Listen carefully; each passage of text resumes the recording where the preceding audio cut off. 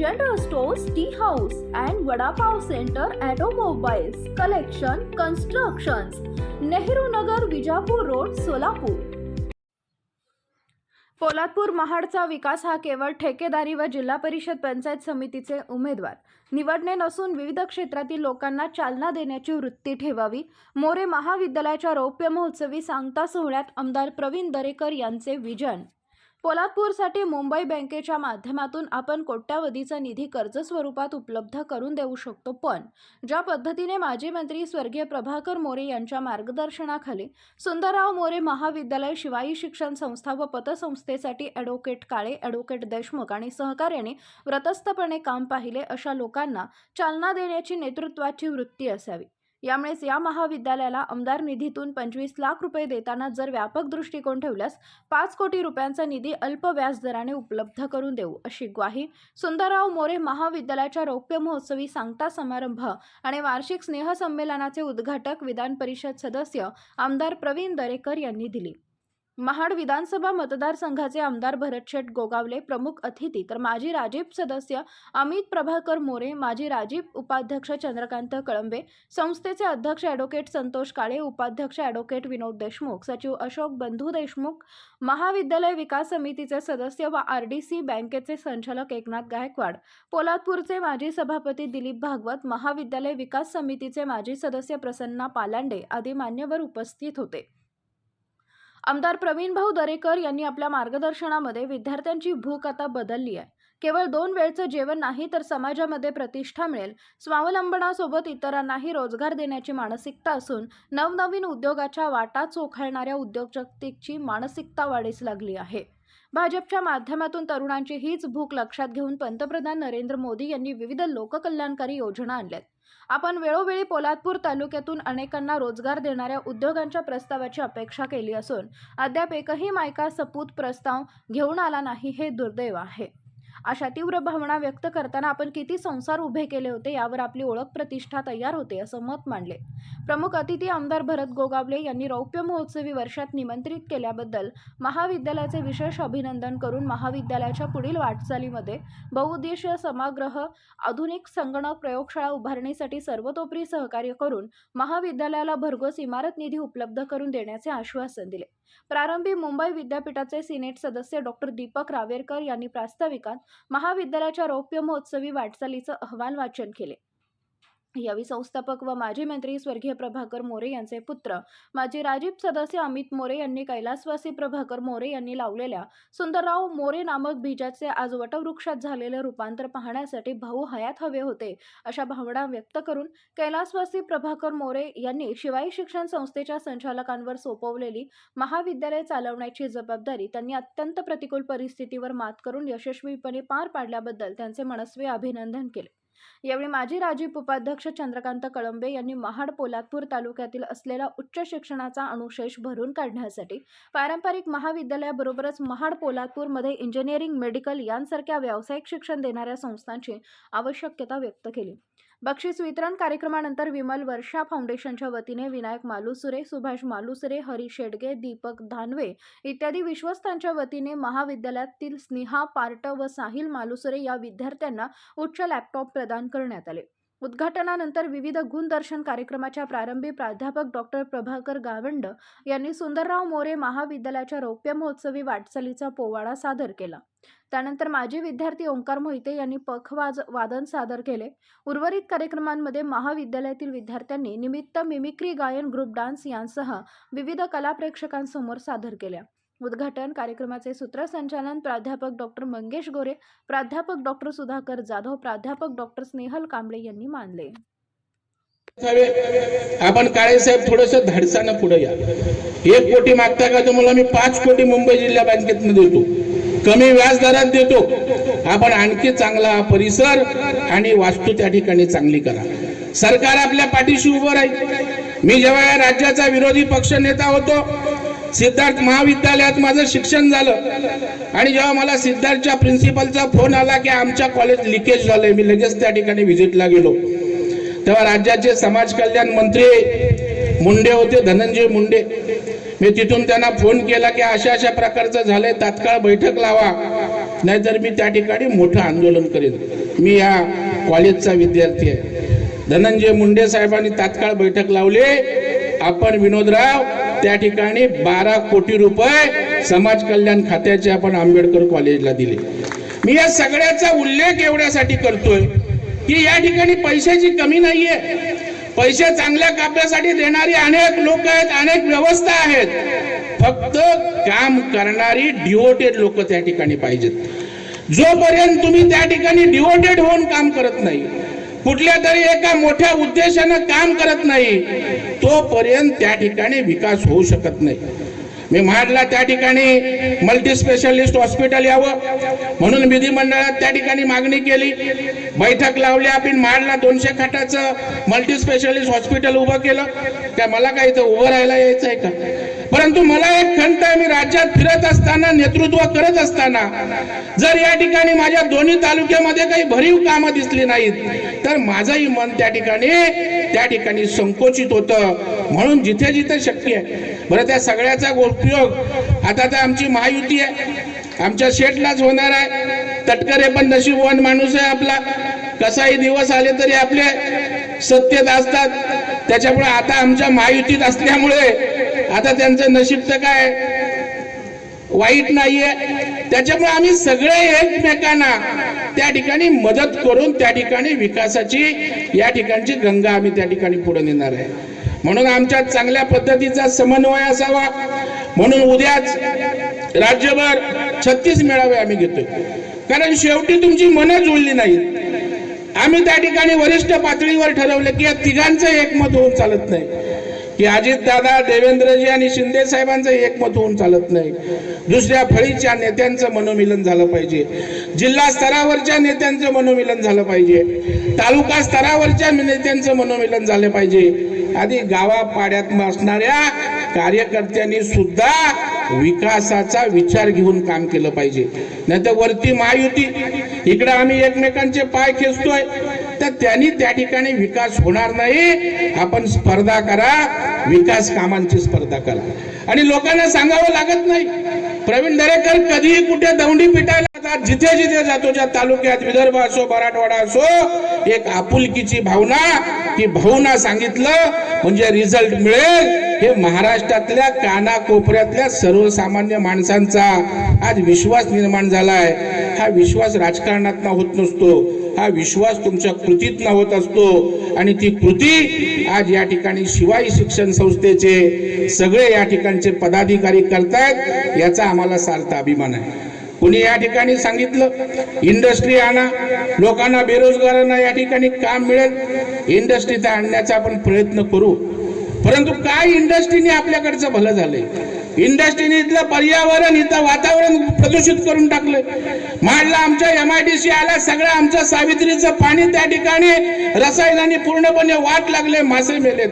पर्यावरणाचा ऱ्हास झाला. आमच्या बिरवाडीच्या आजूबाजूच्या लोकांना वेगवेगळ्या प्रकारचे श्वसनाचे रोग झालेले आहेत. इंडस्ट्री तर आली पाहिजे, पण कोकणला साजेशा इंडस्ट्री भविष्यात आणण्याची आवश्यकता आहे. त्या दृष्टीनं भरत शेठ आपण राज्याचे मुख्यमंत्री, उपमुख्यमंत्र्यांशी बोलू. इंडस्ट्री आणण्यापेक्षा माझ्या तरुण पिढीला आव्हान आहे, तुम्ही मोठे व्हा. तुम्ही जोपर्यंत त्या ठिकाणी विजनरी काम करणार नाही, मी कोणतरी IAS IPS मोठ्या स्थानावर जाणार नाही. मी कष्ट घेतले, माझ्या आई वडिलांनी कष्ट घेतले, मला माझ्या गावाचा विकास करायचा आहे, तालुक्याचा विकास करायचा आहे, ही भावना जोपर्यंत तुम्ही या ठिकाणी राबवत नाही तोपर्यंत विकास त्या ठिकाणी होणार नाही. अनेक प्रकारच्या सहकारी संस्थेच्या माध्यमातून फलोत्पादनावर प्रक्रिया करणारे आपण कारखाने करू शकतो. आपल्याकडे आंबा असतो, काजू असतो, शेती मोठ्या प्रमाणावर केली पाहिजे. मगाशी कोणतरी बोललं शेतीत लोक जात नाही. अरे बाबा, शेतीत तर गेलं पाहिजे, नाही तर कारखाने किती मोठे आणा, बळीराजाने काही पिकवलं नाही तर पैसे खात काय आपल्याला त्या ठिकाणी बसावं लागणार नाही. पैसे आपण खाऊ शकत नाही. त्या शेतात पिकलं पाहिजे, त्या शेतात चांगल्या प्रकारचं उत्पादन झालं पाहिजे, ही खऱ्या अर्थानं येणाऱ्या काळातली गरज आहे. आणि म्हणून आपण त्या ठिकाणी बघाल, पंतप्रधान नरेंद्र मोदी साहेबांनी त्या ठिकाणी शेतीला महत्व दिलंय. शेती, मी आज मुंबई बँकेचं 20-25 वर्ष नेतृत्व करतो. खरं म्हणजे नेतृत्वाची इच्छा असून चालत नाही. नेतृत्वाच्या इच्छा असतात, त्याला जर सफल करायचं असेल तर अंमलबजावणी करणारे विनोद देशमुख, संतोष काळे सारखे कार्यकर्ते तयार व्हायला पाहिजे. त्यात केवळ मला नगरसेवक व्हायचं आहे, केवळ मला पंचायत समितीचा सदस्य व्हायचं आहे, जिल्हा परिषदेचा सदस्य व्हायचंय, सभापती व्हायचं आहे, एवढ्या सीमित आकांक्षा ज्यांच्या असतात ना, ते समाजासाठी कधी विकास करू शकत नाही. ते राजकारणाचा चिखल आहे, त्याच्यामध्येच त्या ठिकाणी खेळत असतात. म्हणून या विचाराची पिढी या ठिकाणी घडण्याची आवश्यकता आहे. आपण बघा, पाहुणी सूतगिरणी काढली होती, काय सूतगिरणीची अवस्था आहे आज, बकाल अवस्था आहे त्या ठिकाणी. फक्त मला वाटतं मोडकळीस आलेली त्या भिंती असतील. का माझ्यातला कोण कार्यकर्ता आला नाही की जसं संतोष काळेंनी हे कॉलेज सांभाळलं, कोणतरी कार्यकर्ते आले का पुढे मी सूतगिरणी सांभाळतो, इथल्या बेरोजगारांच्या हाताला काम देणारी आणखी एक संस्था उभी राहील. तर भाऊ आमची वाट बघत बिचारा थांबलाय तिथं राजवाडीच्या पुलाच्या तिथं बाहेर. आता एक अपघात व्हावा तिथं, ह्याला भोरावच्या तिथं एक डंपरच्या खाली गाडीच घुसली. 2 फॅमिल्या 2 गाड्या होत्या. आता त्यांना डावळून आम्ही जाऊ शकत नाही. हा कार्यक्रम ह्या वर्षाचा पुढच्या वर्षी करू शकलो असतो, परंतु त्यांना मदत करणं ही शिवसैनिकांची आमची जबाबदारी होती. त्यांना त्या गाडीतनं काढून त्यांना आपल्या पोलीसच्या गाडीत देऊन, आपल्या कार्यकर्त्यांना देऊन तिथं पाठवलेत. ईश्वराकडे प्रार्थना करतो की त्याच्यामध्ये कोणाला जास्त म्हणजे अडचण होऊ नये. कारण फॅमिली सहित कोकण बघायला आले होते आणि कोकणात होऊन अपघात झाला तर ते आपल्याला शिवाय देतील ना, पण चूक त्यांची होती. त्या बिचाऱ्या ड्रायव्हरला डोळा लागला का काय लागला, तो उलट्याच दिशेला भाऊ त्या डंपर खाली शिरला आणि त्याच्यामुळे ते झालं. पण ठीक आहे. तर म्हणजे असो, तुम्हाला माझी विनंती आहे, राजकारण करत असताना काही संकेत पाळावे लागतात. सगळे श्रीमंतांना सामोरं जायचं नसतं. गरिबांना जास्त जर सामोरं गेलो आपण तर त्याचा आशीर्वाद मिळतो. आम्हाला भरत शेठ म्हटलं जातं, तर आम्ही बोललो नेमकं भरत शेठ म्हणजे कित्येक लोक विचारतात काय फॅक्टरी आहे, काय उद्योग आहे. बोलो काय नाही. बोलो समोर बसलेली जनता हीच आमची फॅक्टरी, हाच आमचा उद्योग. विनोदराव यांना विचारा, भाऊ एकदा आमदार झाले काही लोक, त्यांनी कॉलेज काढले, पेट्रोल पंप टाकले, मुंबईत 2-2 रूम घेतले. आम्हाला विचारतात तुमचे कॉलेज हायस्कूल, तर बोल आत्तापर्यंत नाही काय. आता चंद्रकांत मला बोलतो की इंजिनिअरिंग कॉलेज टाका, तर तुम्ही बोलतात इंजिनिअरिंग कॉलेज टाकू नका कारण इंजिनिअरचा स्कोप संपला आहे, BEd DEdचा स्कोप संपला आहे. तर मंडळी मग आम्ही बोललो आमची कॉलेज इंजिनियर ही पोरच ठरवूया आणि जनता ठरवूया. कारण जोपर्यंत तुम्ही गोरगरिबाला सामोरं जाल तोपर्यंत तुम्हाला अडचण येणार. माझ्या मुलांना सल्ला आहे, तुम्ही जा श्रीमंताच्या घरी, तुम्हाला ते गाडी घोडा बंगला बेडरूम किचन बाथरूम बोलतात, आम्हाला 4 लाखाचा बाथरूम, आम्हाला 2-2.5 लाखाचं घर बांधायला मुश्किल पडते. आणि मग उठताना बोलतात अरे थांबा चहा ठेवतो.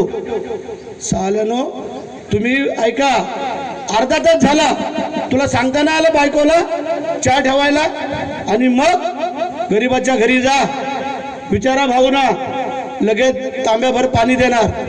आमची सवाशी नाही, ती लगेच चहा ठेवणार. सकाळी लवकर गेलो तर बोलतील भाकरी खा, रात्री उशिरा गेलो तर सांगतील जेवा झोपा आणि सकाळी जा.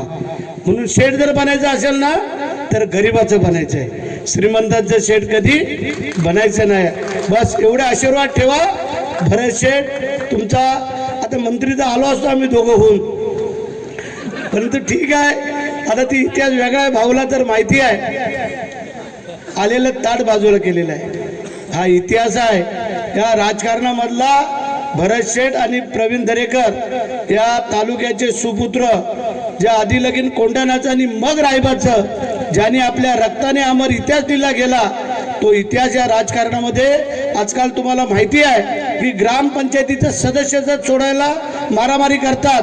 नाही आम्हाला पाहिजे नाही तर आम्ही चाललो दुसऱ्या पक्षात, आणि आम्हाला ताट वाढलेलं. आम्ही सांगितलं की थांबा, की आमचा जर मुख्यमंत्री आमचे उपमुख्यमंत्री अडचणी दिसत आहेत तर आम्ही नंतर बघू थोड्या दिवसांनी.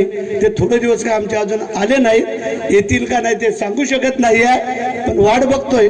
जय हिंद, जय महाराष्ट्र. आपली दोघांची जबाबदारी आहे. तालुका छोटा आहे परंतु ऐतिहासिक तालुका आहे, आणि ऐतिहासिक तालुक्यामध्ये एक क्रीडांगण देणं हे तुमचं आणि आमचं कर्तव्य आहे. आणि आजच तुम्हाला सांगतो की ज्या या महाराष्ट्र औद्योगिक विकास महामंडळाची जी जागा आहे ती जागा त्यातले आपण 4 ते 5 एकर भाऊ या धरणाच्या बाजूला आहे, ती उदय सामंतांना सांगून ती आपण सांगितली तर आहेच, त्यात आपण पण त्याच्यामध्ये दोघांनी जाऊन इथल्या पदाधिकाऱ्यांना घेऊन ती जागा आपल्या तालुक्याकडे शासनाकडे वर्ग करूया। आणि आपले बनसोडेने मला परवा सांगितलं क्रीडा खात्याच्या माध्यमातून नागपूरला, शेठ तुम्ही मला पत्र द्या, मी त्या क्रीडा संकुलाला पैसे वर्ग करतो। तर या आम्ही दोघांनी तो प्रयत्न करून या तालुक्यासाठी तरुण मुलांसाठी एक चांगलं क्रीडा संकुलन आम्ही उभं करूया। हा एक रौप्य महोत्सवाच्या दिवशी आमच्या दोघांचा शब्द असणार आहे, ते तुम्हाला आणि त्याची तयारी करून पण आम्ही आलेलो आहोत। सरकार आपला आहे, मुख्यमंत्री उपमुख्यमंत्री आम्ही त्या सत्तेतले भागीदार आहोत। त्यामुळे विनोदराव काळे बंधू, अशोक बंधू, तुम्ही 1 कोटीची काय फार मोठी काळजी करायला पाहिजे अशातला भाग नाही आहे।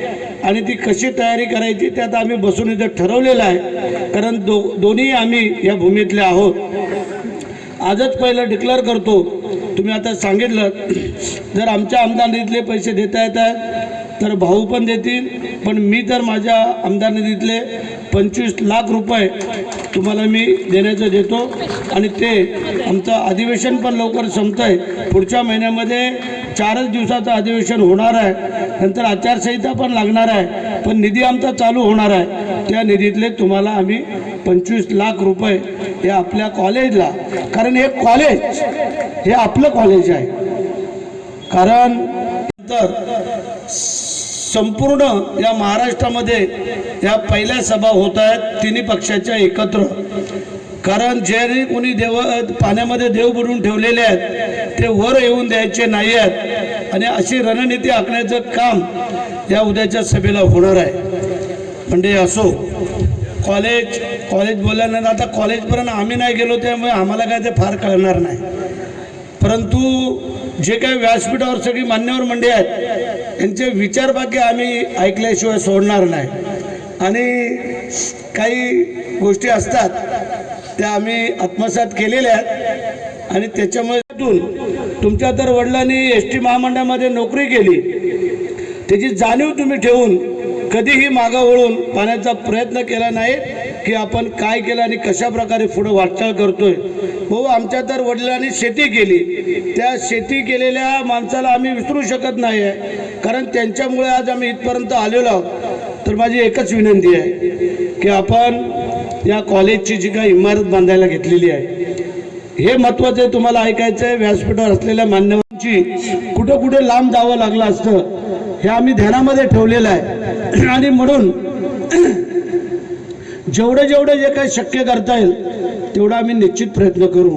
म्हणजे मंदिरांसाठी कळत न कळत आम्ही वर्गण्या देत असतो, पाठीवरती नावं येत असतात, परंतु ह्या मंदिराला जर त्याच्यापेक्षा थोडे जास्त गेले तर मला वाटतं त्याच्या एवढं मोठं पुण्य।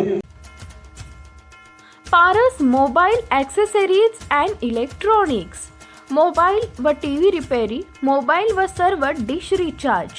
आमचा पत्ता 34/2/39 70 फूट road, new Pachhapeth, Solapur. Mobile number 77 44 99 66 58 आणि 95 45 46 84 73।